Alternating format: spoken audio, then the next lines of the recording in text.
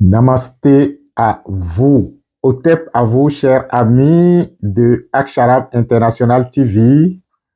Nous sommes encore avec vous pour partager de l'expérience, pour partager la connaissance, pour en fait nous redonner la confiance de ce que nous avons toujours été, la confiance de ce que nous sommes et la confiance de ce que on ne peut manquer d'être. C'est ça ce qui est intéressant. Quelles que soient les vicissitudes de l'existence, quels que soient les méandres de l'existence, il y a toujours en nous cette voie, il y a toujours en nous cet aspect de nous qui, en fait, ne nous quitte jamais. Et c'est justement parce que cela ne nous quitte jamais que cela nous attire, cela nous interpelle, cela nous équilibre, je voulais dire. Et n'oubliez jamais ce fait de l'existence. Il fut un temps où nous n'étions pas ici. Et il y aura un temps où on ne sera pas ici. Mais pendant qu'on n'était pas ici, je parle donc de la terre, c'est-à-dire qui étions-nous? Ou quand on ne sera plus ici, qui serions-nous? On pourrait dire, et au-delà de ce qu'on pourrait être en dehors de la chair, on pourrait dire, je vous en prie, d'où venons-nous et où allons-nous? Je vous avais dit déjà dans l'une des capsules qu'en fait, ce qui est intéressant, il y a un adage de chez nous en Afrique qui dit que si on ne sait pas où on va, il faut quand même se rappeler de d'où l'on vient. Si on ne sait pas où on va, il faut quand même se rappeler de d'où on vient. Et cela est applicable en termes donc de chemin spirituel. Et ce sont en fait ces sagesses qui nous permettent à des moments donnés de pouvoir garder notre équilibre. Et quel que soit ce qui est en train de se passer, si vous ne savez même pas ce que cela va donner en termes de destination, il faut toujours se rappeler de où on vient. Et où et d'où nous venons, c'est justement, nous venons de la vie, nous venons de la vie source, je vais dire, créatrice de toutes choses. Et si je sais que je viens de la vie et que je porte une parcelle de cette vie en moi, ne serait-ce que dans la chair, parce que ça, c'est une évidence que la chair que vous voyez, la chair que je touche porte une vie. Et si cette vie a une source d'où je viens en tant que vie, je peux naturellement remonter le cours des choses à partir de la vie qui habite le corps. Donc, lorsque je me sens être vivant et que je sens qu'il y a la vie dans le corps, le processus consiste donc à faire le retour, à remonter du point de vue conscience, c'est-à-dire que mon attention et ma conscience fait comme si je suis en train de retourner à d'où cette chose qui habite le corps vient. Et même si je n'en ai aucune idée, le simple fait que mon attention est en train de dire, je suis en train d'aller à la source de la vie, j'y reste, vous allez constater que la source de la vie va commencer par vous phagocyter parce que elle se reconnaît à travers elle-même. Et lorsque elle vous aspire vers elle, vous allez juste vivre ce qu'on appelle la paix et la sérénité malgré les troubles extérieurs. Et c'est ça qui est intéressant. Le sujet, ce n'est même pas ça. Hein. Je ne sais pas pourquoi j'ai dit tout ça. De toutes les façons, c'est la joie de nous retrouver qui me fait dire tout ça. Alors, le sujet de la capsule, le titre de la capsule, c'est la métaphysique du citron. La métaphysique du citron ou le principe premier du citron. Et lorsque nous venons partager des thèmes aussi, bon, je vais dire, aussi simples, c'est un peu banal. C'est juste parce que nous avons pris la responsabilité ou nous portons la responsabilité en tant que, est-ce que je vais dire devancier? Non, en tant que faiseur du chemin, comme vous êtes en train de le faire également, Nous portons la responsabilité de partager certaines expériences avec vous et de vous permettre donc d'aller de l'avant. C'est ce que les maîtres ne cessent de faire au sein de l'univers. Il est difficile pour quelqu'un qui s'est éveillé à une dimension de la vie, à une dimension, on pourrait utiliser le thème classique, à une dimension de Dieu, de ne pas pouvoir partager ça. C'est impossible. À moins que vous ne soyez pas dans la dynamique de l'avancement. C'est quand vous partagez que vous allez loin. Puisque ce qui est reçu doit être donné. Et puisque vous le donnez, on vous donne encore davantage. Rappelez-vous de cette histoire. À celui qui a, on donnera davantage. Donc, lorsque vous faites preuve que vous en avez et que vous pouvez partager encore et encore, on vous en donne. C'est un secret que je suis en train de vous filer comme ça, hein, pour ceux qui sont intelligents. Alors, nous parlerons de la métaphysique du citron ou le principe premier du citron. Je vais peut-être vous relater brièvement pourquoi j'ai décidé de partager ce thème avec vous, ou du moins, quelle a été l'inspiration qui m'amène donc, qui m'a conduit à ce principe premier. Il fut un temps où, c'est récent, hein, j'étais en train de travailler avec une personne qui est proche de moi et il s'agissait donc de faire le baptême mystique d'un bien matériel. Nous avions travaillé déjà pendant, disons, ça doit faire être la deuxième ou la troisième séance. Et c'est à la dernière séance, qui est la troisième séance, on avait déjà reçu pas mal de techniques pendant qu'on faisait les travaux que nous appliquions au fur et à mesure. Mais à la dernière séance, les maîtres avaient donné un rituel. Je voulais parler donc du maître intérieur, on pourrait parler de l'oracle, qui donnait un rituel et il disait d'ajouter du citron. La question c'est, mais pourquoi faut-il ajouter du citron? Donc, dans un premier temps, on a pris le rituel comme ça qu'on devrait exécuter. Et c'est au moment de l'exécuter, en ajoutant le citron, que je me suis demandé, mais pourquoi faut-il ajouter du citron alors que le mélange par lui-même, en termes déjà de feuilles, de tel ou tel ingrédient, est déjà bon pour jouer le rôle qu'on veut lui faire jouer. Et c'est justement cette question de pourquoi faut-il ajouter le citron qui a suscité alors la recherche de la métaphysique du citron ou le principe premier du citron. Et c'est ce que je vais vous livrer tout à l'heure parce que je me dis ça pourrait aussi vous aider. Ça va vous aider parce que nous vivons aujourd'hui une période où je vais dire, nous sommes aujourd'hui, quand on dit à l'ère du vaisseau ou de toutes les façons, la technologie elle-même nous montre que nous vivons des époques extraordinaires et que ce qui n'a pas été est en train d'être en termes donc d'avancement, en termes donc d'éveil. Et aujourd'hui, il serait totalement absurde ou bête que nous continuions toujours à faire des choses sans savoir véritablement pourquoi on est en train de le faire. Chaque pas que nous devons faire, chaque exercice que nous devons faire, chaque rituel que nous devons faire, nous devons chercher à comprendre la quintessence de ce que nous sommes en train de faire. Qu'est-ce que cela signifie? Pourquoi faut-il le faire? Et pourquoi ne faudrait-il pas faire de telle ou telle façon? Et c'est ce qui, justement, permet à notre conscience de s'éveiller à la dimension première de la chose. Et une fois que la conscience s'éveille à la dimension première de quelque chose, nous sommes dans le principe qui, naturellement, ne peut jouer autre rôle que ce qui lui est concédé.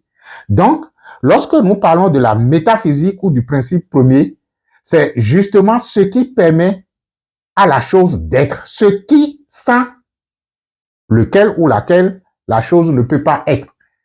Lorsque je prends par exemple de l'eau, nous voyons de l'eau devant nous. Ok, d'accord, il y a de l'eau. Mais qu'est-ce qui fait que l'eau est? On dira que c'est ça le principe premier de l'eau. Et lorsque vous comprenez le principe premier de l'eau, il suffit tout simplement, lorsque vous êtes en train de l'utiliser, de comprendre que le rôle que cela a joué découle de son principe premier et que l'eau est déjà en train de jouer le rôle et qu'elle ne peut pas ne pas jouer le rôle parce que ce qui l'autorise à être l'eau est son principe et est mis en mouvement.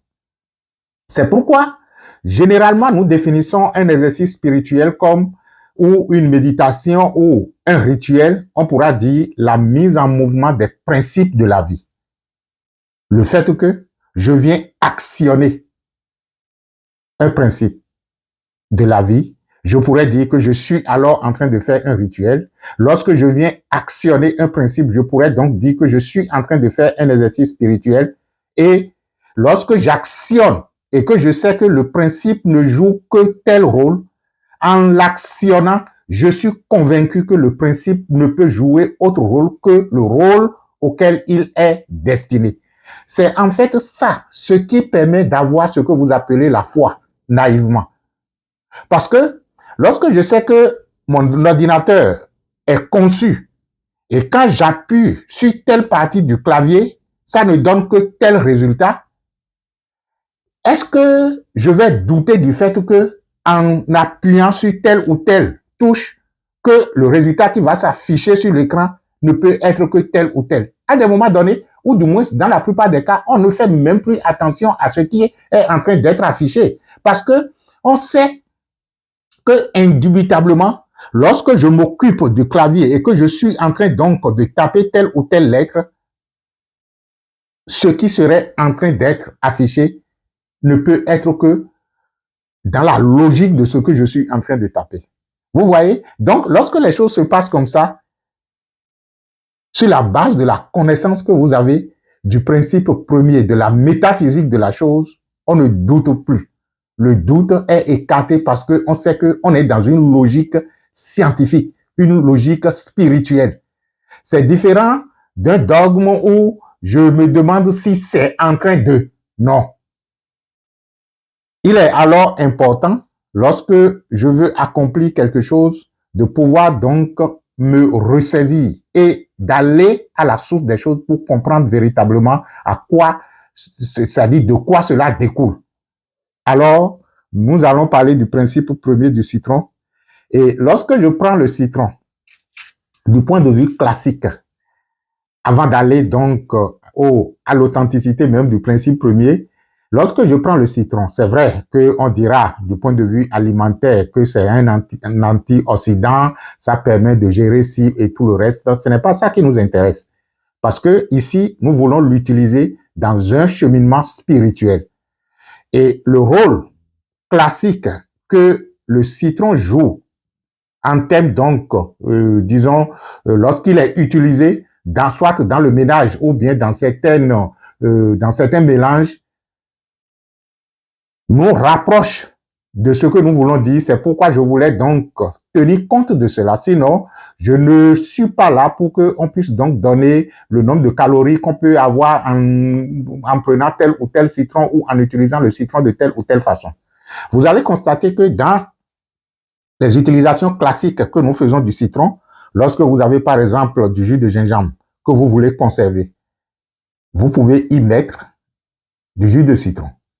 Lorsque vous avez un mélange et que vous voulez garder le mélange pendant un certain nombre de jours, tel pour que cela ne se détériore pas, on y met du citron.